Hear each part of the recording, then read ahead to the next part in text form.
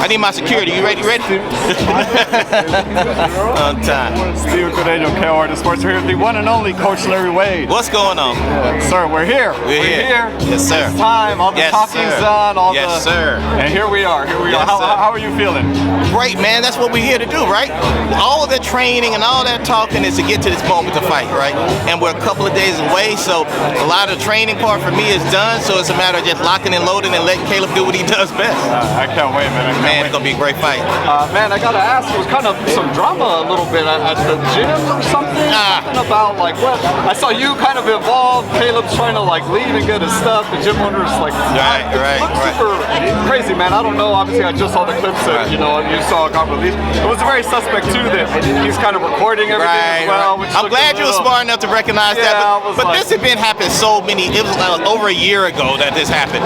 It just got released now. You know, the week of the fight, you know, I'm not going to say it was planned, but that event happened so long ago. For it to come out now is kind of suspect. But it was a situation that, you know, things got taken care of. The guy was ready to leave. The owner wasn't, I think, wanted more. And it didn't work out. And Caleb was willing to leave, and he left. And where you saw me at was kind of the peacemaker in the whole thing, trying to make sure that the moment didn't get out of hand for either guy. And I'm just happy that it did walk away. No one got hurt. No violence happened. And that's the blessed part. We don't want to see that in our sport. We don't want to see that, period. So I was happy that it turned out with everybody being able to walk away peaceful with no issues. Were you thinking maybe that's what the game plan was, to maybe like an overreaction, and then now there's, you know, lawsuits and more, you know, kind of build on top of that? Because I mean, the cameras were out again, you know what I mean? It seemed like it was lightweight set up. Well, you know, you never know with people what they're out to do. You know, different people have different agendas and different intentions.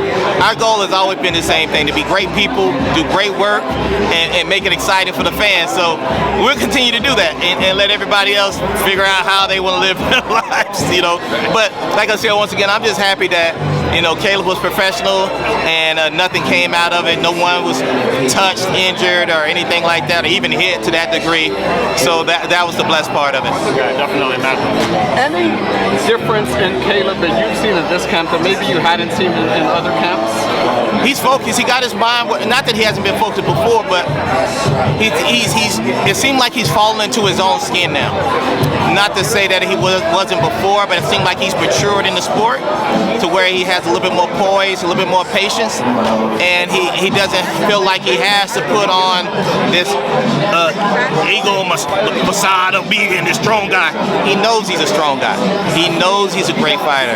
He doesn't have to go and boast about it all day like you see in some of these, you know, face-off things of that nature. And that's what makes me proud, that he understands his place. He doesn't have to put on the show. When the fight time comes, the bell ring, you're going to see a guy ready to put them hands down. So, in the power aspect, I feel like Redman maybe unlocked something there, you know, in the Durrell camp. Is that more of what we're going to see, a little bit more Caleb planting his feet and you know, letting it go a little? I know you can't, you know, give too much of the game plan away, but I feel like the power is something that, you know, maybe has gotten a little better.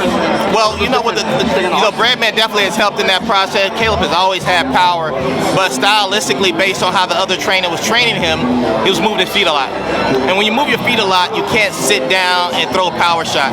The power is not shown in that way. You have to literally stop moving, sit down on it, and throw a power shot. What Bradman did was kind of stopped all that. Smaller angles, sit down on it, and display that you can hit hard too. And that's what you saw in the Durrell fight. He moved up to the left a little bit, sat down on it, came up and knocked him out. But Caleb's always had power. The facade is, or what people thought was, he didn't because he moved his feet so well and he boxed so well. But he's always had power. Talk about Redman Edwards and the influence he's had on Caleb and the camp just overall. He seems like he gets a lot of high praise from trainers and stuff. He's very knowledgeable in the boxing. Well, you know, coming from Philly, he comes with that grit. You know, Philly has a long history of great boxing and boxing tradition. And when you grow up in Philly, it's not an easy city to grow up in, so you got to grow up with a little edge on yourself as well. So when you bring that edge into a situation with a guy who has a high skill set like Caleb and a lot of confidence, it's only going to equate to success if both parties are moving on the same page, and both parties are moving on the same page. And that's what you've kind of seen over the last camp, and hopefully you see that in this fight as well.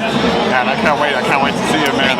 I want to get into just quickly Tank Davis versus Ryan Garcia. Man, it's a great fight. I feel like we talked about this before, but stylistically, what does Ryan have to do to be successful? What does Tank have to do to be successful? I feel Ryan is going to have to be the part that he says he's trying to be now, meaning that you can't put a price tag on experience, and Tank has a whole hell of a lot of it.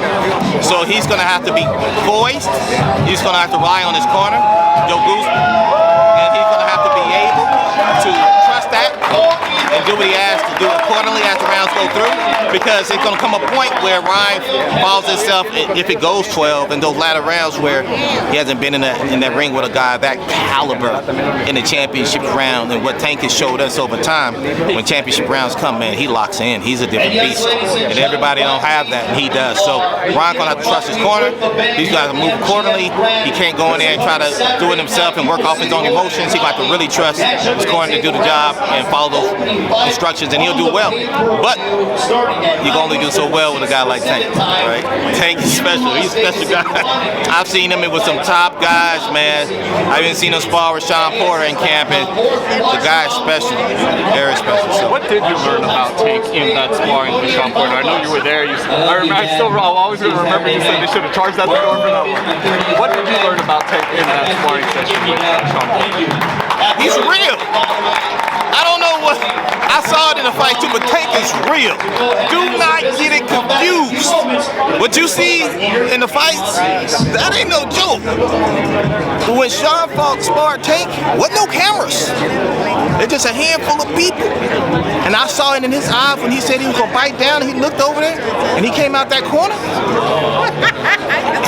That boy wasn't playing. He came out as serious, locked in, and didn't give a shit about anything. I'm gonna hurt this dude.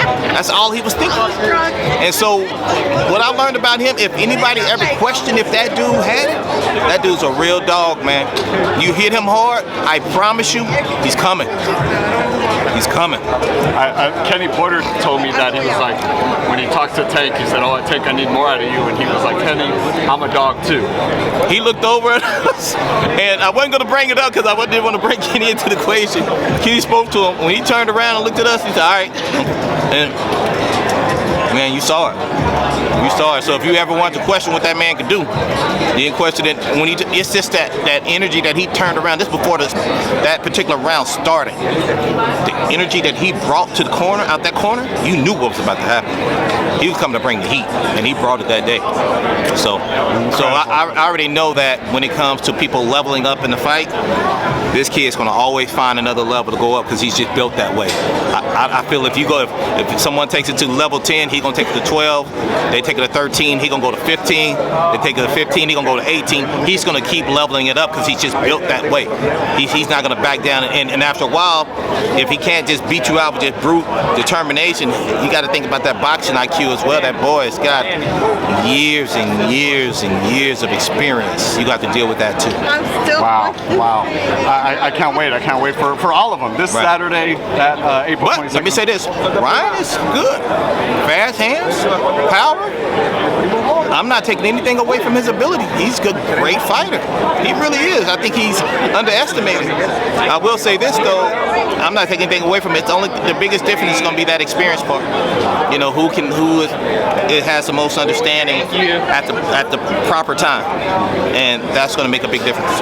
Can't wait, man. Can't wait. Same here. Coach Larry Wade, tell the fans where they can follow you, brother. Hey, listen, you guys can follow me, Coach Larry Wade. I build champions on Instagram, Twitter, Facebook, and any other social platform you think I should be on. If I'm not on it, tell me and I'll get on it. All right. Thank you, guys. Thank you, sir. All right.